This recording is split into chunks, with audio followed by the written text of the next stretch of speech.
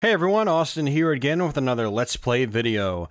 Today it's going to be Operation C for the Game Boy. Operation C is actually a part of the long-running Contra series. Of course, I guess it wasn't really that long-running when this game originally came out in 1991. This was probably around the same time as Super C actually on the NES. I don't know if Super C was 90 or 91. But yeah, same era, and it plays very much like the NES Contra games. And so let's go ahead and just jump right into it. There are no options to set or anything like that. As you can see, this game actually has some pretty nice graphics for a Game Boy game. Really solid looking game. And it's a really solid playing game too, for the most part. Some of the jumping, very much like the original Castlevania adventure on the Game Boy, is a little wonky compared to the ooh, I didn't want to do that. Oops. Well, I hit that canister too early, so the spread shot was too high up, so I'm going to go ahead and just keep moving and hope I don't die, because I'm used to playing this with the spread shot.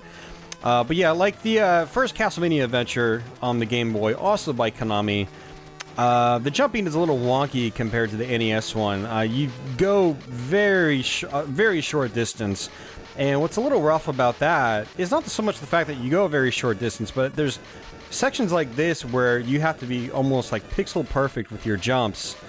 So that's gonna take some getting used to for players that aren't very good with pixel perfect jumping. There's quite a few portions throughout the course of this game that require you to jump with almost perfect timing in order to make those gaps. So one of the cool things about this version of Contra is that they made some gameplay adjustments compared to the NES ones, and it really works for in the Game Boy's advantage, because you know you are playing on a handheld system. Well, maybe not right now like I am. I'm playing on a Super Nintendo through a Super Game Boy. But if you're playing on the actual, you know, portable system, it's a little bit harder to focus on what you're doing when you're mashing really quickly on a handheld. And I really did not want this weapon either. Man, I am not paying attention. I basically had the homing shot, which is one of the best weapons in the game. It's powerful and it locks on the enemies for you. But now I'm stuck with the fire shot. I don't know if I want the spread or the fire now. I'm gonna go ahead and stick with the fire shot. But basically what they did in this game, to get back on topic, is they implemented a auto fire system. So I'm basically just holding on the fire button right here. I'm not mashing like I would be on the NES version of the game, or the arcade version of the game. And later Contra games like Contra 3, The Alien Wars, and Contra Hardcore in the Genesis would later, you know, take that as well, take that mechanic and run with it. But for the Game Boy game, it actually works really well, because your shots are really powerful, for one. And it works very well. For the Game Boy game. You don't have to worry about mashing the buttons really quickly. So if you're playing on an actual Game Boy, you don't have to worry about the Game Boy like wobbling around as you're mashing those fire buttons. And it just gives it a kind of a nice feel overall. It's like a slightly different feel from the NES ones, but it still feels like the NES ones. Like, it looks like them, it moves like them, it sounds like them even. But so you've got this new auto fire mechanic, which makes the biggest difference when you've got your stock machine gun when you die. It's just like 20 bullets fly across the screen really quickly. And that's a slight exaggeration. I think it's only like 10 bullets or something like that. But it is, it's a nice, I'm not going to say really improvement, because if I was playing the NES versions, I would actually still prefer the, you know, mash the button as quickly as you can mentality, because it just works in those versions. And it's a part of, like, the feel of those versions. I'm gonna go ahead and switch over to the spread shot. I think we might get the homing shot again.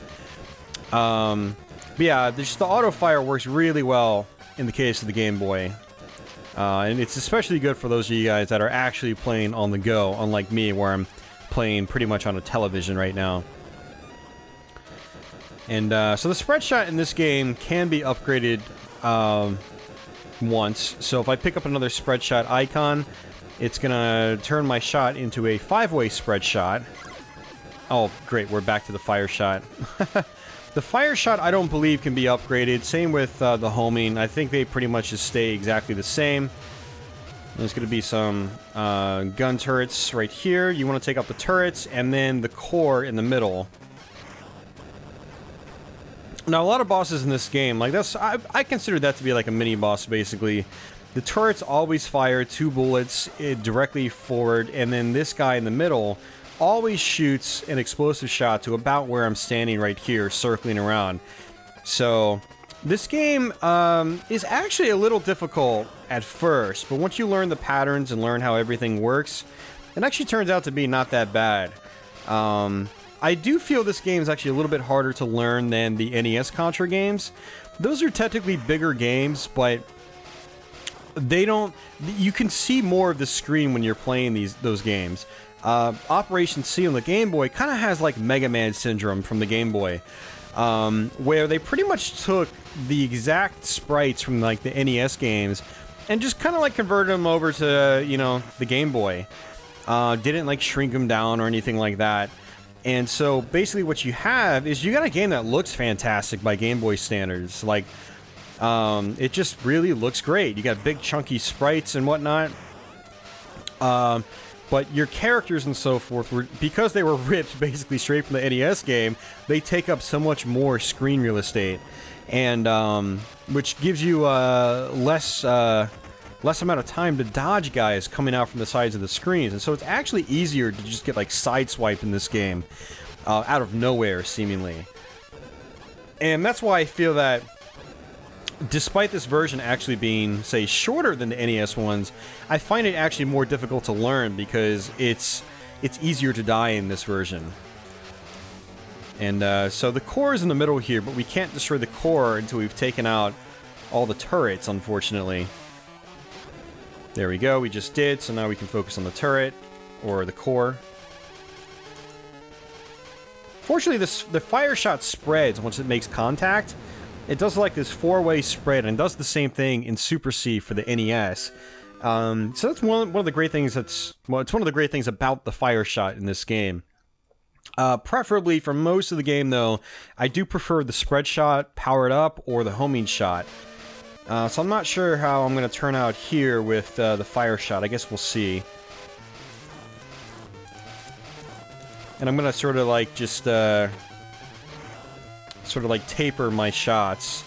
Just fire one at a time, because the fire shot can only have 2 projectiles on screen at once. And I really don't want to die. You don't get as many extra lives in this game as you do in the NES version. It's probably due to the length. I think the amount of points that's required for extra lives is probably about the same between games. See, now I don't know what I want. I'm going to go ahead and go with the spread. I think we get another spread shot later on in this level. I guess we'll find out. Got some falling rocks here. We did just get another extra life, which is good. You can... I heard the extra life little jingle.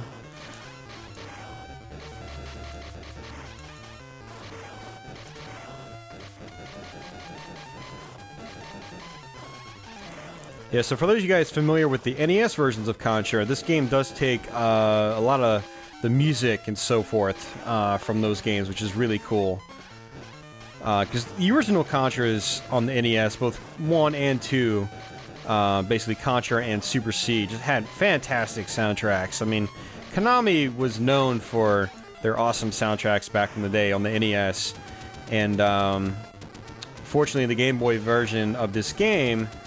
or basically the Game Boy Operation C also has a pretty awesome soundtrack, thanks to using some of the tunes from the NES games, which is great.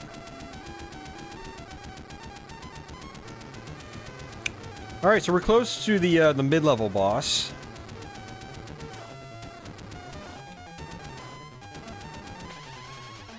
And I do have the homing shot, which is nice. I believe this was actually the first Contra that had a homing shot. I don't recall... I don't think Super Contra in the arcade had a homing shot. Oh my god, and I just lost it. I just... my character runs so slow, I just let that fall right on top of me. It's not a big deal, though. It's really not a big deal. So this is basically a mini-boss, and he eventually turns into the actual boss of the whole level. So you just kind of want to shoot straight up. You have to really watch out for the guys. You can see what I'm talking about with how you can just easily get sideswiped by these guys that come out from the sides of the screen. You've got very little time to to maneuver and dodge because of, you know, how much less screen space you have to work with in this version of the game compared to the NES ones.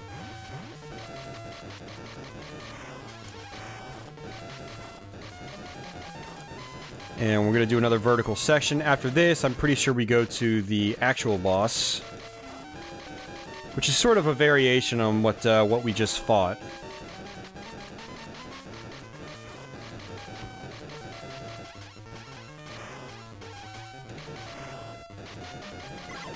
There's the fire shot again, and does it disappear? Let's find out. Let's see if it'll disappear. Yeah, it does. Cool.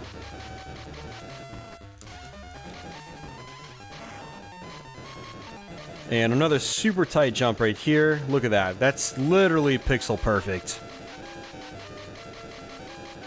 This is one of the downsides to this game. I really feel like pixel perfect platforming like that probably should have been removed altogether. I think it just kind of hurts the flow of the game. Alright, so what I want to do is try to, like, blow up these arms that this guy has. That's the most threatening part to this boss fight. Oop, see? Just like that.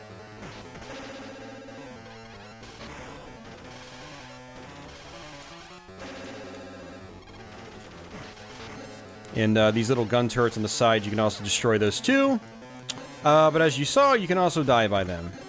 So I'm going to focus on just killing this main guy.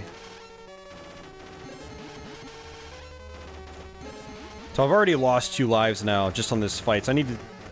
Oh. Oh my god, 3 lives. I've never seen him go down like that before. I have never actually had him get to that cycle before. And I think you can only do damage when he's open. Wow. So I actually learned something in this Let's Play. I definitely didn't learn it the way I wanted to. I don't mind learning things, just not through dying during the Let's Play, but at least we earned another extra life, so we have a few more levels to go. So this is back to another top-down stage. And let's hope we can get some new weapons. There we go, there's our fire shot. We'll probably just stick with the fire shot for the rest of the stage. You know, I typically prefer the homing or the spread shot, but this boss actually seems to work better. Or it seems to work better when I use fire against this boss. Most likely due to, like, its sort of like explosive splash damage nature. And you guys will see what I mean once we get to the boss. The boss has this sort of like spits out these little floaty spiky things that some of these like smaller bugs are shooting out.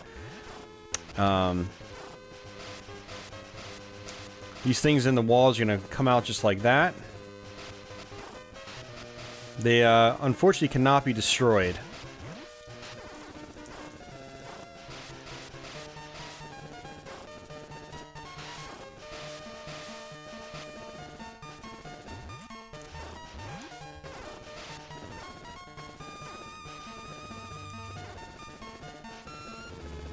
Whoa, what was that? That was really weird because he like stopped halfway through. I've never seen that before either.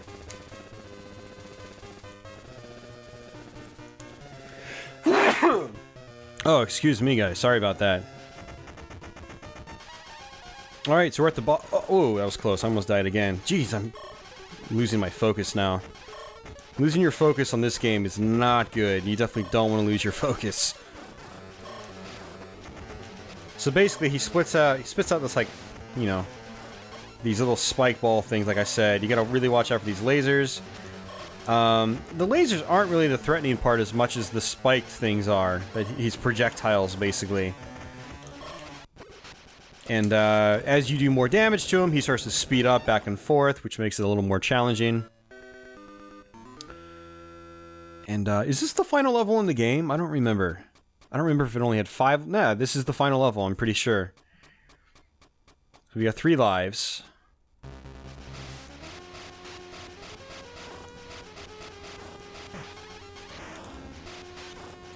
So these turrets on the ceiling, I find that if you just sort of, like, run through without stopping, you can take them out. But if you stop, that's when, you know, there's a problem. They're probably going to hit you. And just watch out for these guys that pop out of the tubes. And this is a good spot in the game to just, like, not hold down the fire button when you've got the fire ability. Just, like, tap it once or twice. And there's going to be a lot of sections here where these guys just pop out of the tubes as well. There's the fire shot again. There's actually a neat little trick here. You can just shoot up here. And bam. The homing power-up appears. You have to be right in front of it, just like that. If you shoot it from one of the other platforms to the side, it'll fall down the hole before you can even get it. Although, honestly, I don't know if the homing ability right now is a great idea, because sometimes the homing shots just have a tendency of doing whatever the hell they want. Which, in a situation where you pretty much need to be killing everything instantly, it might not be the best thing to have. See, kind of like that, I just left myself wide open, trying to go for the turrets.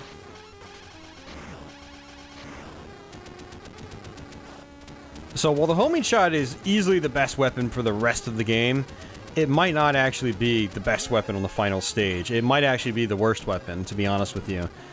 Because you'll have less control over where the shots actually go. And you always have less control over where the shots go, but due to, like, the enemy patterns and layouts on this final level, you could just find yourself screwed, or just left wide open with your shots. So these things shoot out lasers. You need to just duck like this. And do not touch the little generators or blocks that the laser's coming from. You'll die if you touch those too. So you need to stay far away.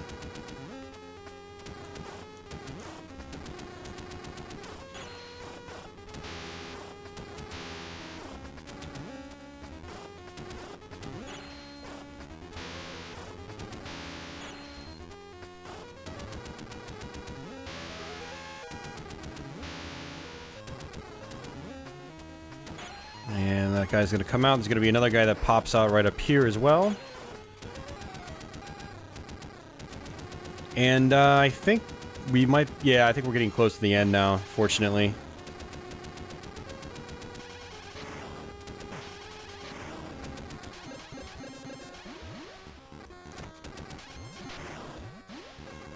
So a couple of these things open up from the ceiling. And you really want to take these guys out quickly, because you can get overwhelmed very fast. I died many times at this part. Of course, that was without the homing shot. It seems like the homing shot is making this part at least a little bit easier. Again, one of the great things about the homing shot is it's also powerful. So, it does have that going for it. Alright, so this is the final boss. Sort of, kind of. You'll see what I mean. So he's got a pretty basic pattern. He stops, throws projectiles. You want to jump over that last one. And same right here. Jump over that one and just wait. And just rinse and repeat. Oh, he's already at this cycle now. You want to duck his hands or arms. Just like that. And then just follow the same pattern for his rockets. Oh wow, the homing shot made that so much easier. Oh my god, that made it so much easier. Alright, so this is a cakewalk from here on out now. You got some lasers that you have to dodge. And then you have to fight one last sort of, not really a boss, you have to defeat like a core or hearts or something. But it doesn't fire at you or anything, you can just sort of like sit there and have fun. And it's right here. And so we're just going to hold down the fire button.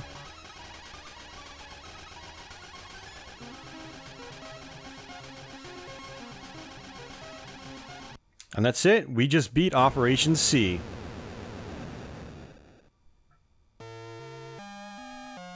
Yeah, so that was actually the first time I ever had the homing shot on that final boss. So, if you can get through the whole level with the homing shot, then that final boss is just a cakewalk.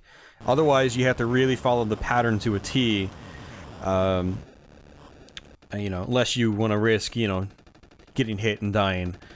If you die anywhere in any of these levels and you get a game over, You have to go all the way back to the very beginning of the level. And you also do get limited continues in this game. I think it's only 3. And so, you know, learning the game can be tough. I mean, you get... I don't know if you get unlimited continues in the NES ones. It's been so long since I played them. You might only get 3 in those as well. But, again, like I said, because of, like, sort of like the scrunched-in screen size compared to the NES version, you have less room to maneuver and dodge and so forth in this game. So, like, you can just get sideswiped very quickly by guys coming out from the sides of the screens. And so, you know, as I mentioned earlier, I really feel this is the harder game to learn than the first 2 NES games. Still a great game, though. I highly recommend playing this if you're a fan of the Game Boy, if you've got a Game Boy system, or a means to play Game Boy games, either through original hardware or through emulation. However you can play it, I do recommend playing the game. It's a very solid Contra game. Not, I'm sorry, it's way more solid than the next Contra game we're going to visit on the Game Boy, which will be Contra the Alien Wars, which is still kind of a neat game. But as a game that's based off of an existing Super Nintendo game, it's not nearly as cool as this game, which is basically its own brand new thing, and holds itself very nicely alongside the NES games. And I highly recommend playing Operation C. It's a super fun game. So, but alright guys, I just want to say thanks for watching. I'm going to go ahead and wrap up this video here. I hope you enjoyed this playthrough. If you're new to my channel, please consider subscribing. Got a lot of playthroughs like this on here, as well as many more to come. Everybody else that's already subbed, thanks as usual. Hope you guys enjoyed the video, and I'll be back soon with some more Let's Plays. So, alright guys, until then, take it easy.